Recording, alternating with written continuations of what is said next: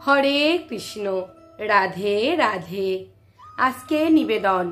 সাধুসঙ্গ সাধুসঙ্গ সর্বশাস্ত্রে কয়, লবমাত্র সাধুসঙ্গে সর্বসিদ্ধি হয়।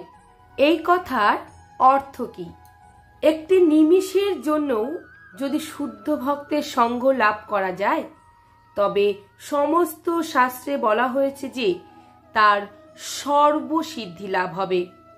সাধুসঙ্গের প্রভাবে জীবের পরমেশ্বর শ্রীকৃষ্ণের প্রতি ভক্তির উদয় হয়। কৃষ্ণ ভক্তি জন্মমূল হয় সাধুসঙ্গ। সাধু অর্থাৎ ভক্ত প্লাস সঙ্গ অর্থাৎ অনুগতি। অনুগতি বলতে বোঝায় পদাঙ্ক অনুসরণ করা। শুদ্ধ ভক্তের নির্দেশ মতো দৈনন্দিন জীবন যাপন করাই সাধু সঙ্গের তাৎপর্য। সাধু বলতে বোঝায় যিনি জড় বিষয়ে রাগ দেশ শূন্য। জড় জগতে তার পাওয়ার মতো কিছু নেই, তা তিনি জানেন। কৃষ্ণ কৃপায় তিনি যা পান তা কৃষ্ণ সেবা বিকাশের জন্যই প্রয়াসী হন মাত্র। তিনি সর্বদা কৃষ্ণ সেবা পরায়ণ থাকেন। এই ধরনের ভক্ত সঙ্গের প্রভাবে জীবের হৃদয়ে স্বর্গ সুখ কিংবা মোক্ষ সুখ অতি তুচ্ছ হয়ে যায়।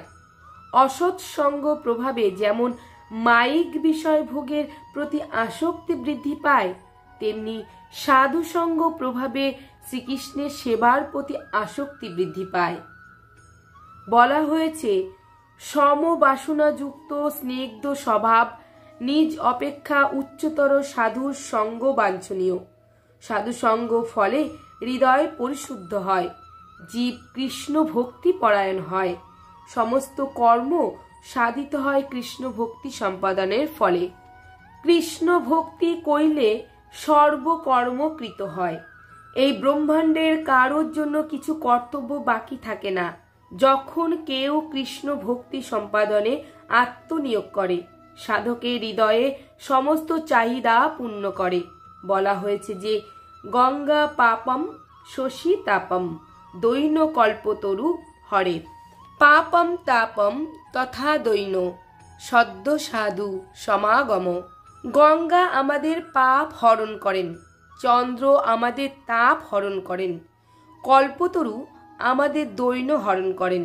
কিন্তু শুদ্ধ কৃষ্ণ ভক্ত অতি শীঘ্রই আমাদের পাপ তাপ ও দৈন হরণ করেন। হরে কৃষ্ণ। জয় শ্রী রাধে শ্যাম।